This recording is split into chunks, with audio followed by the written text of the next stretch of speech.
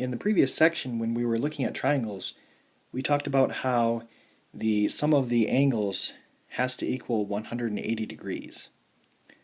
So there's actually similar properties for the other polygons as well. So we have a formula here. The sum of the measures of the angles of a polygon with n sides, so n tells you how many sides it's going to have, is n minus 2 times 180. So for 7 through 9 it says find the sum of the measures of the angles of the following polygons.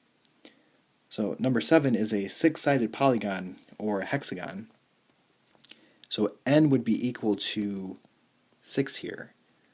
So I would take 6 minus 2 times 180.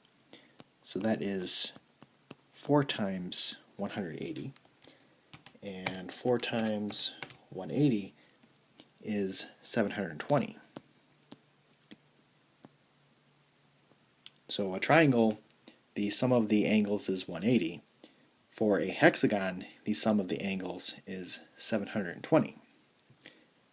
Number 8 is a 3-sided polygon, so n is equal to 3, and a 3-sided polygon is really just another name for a triangle. So this better be equal to 180, otherwise we're in trouble. So 3 minus 2 times 180, and that is 1 times 180, which is 180.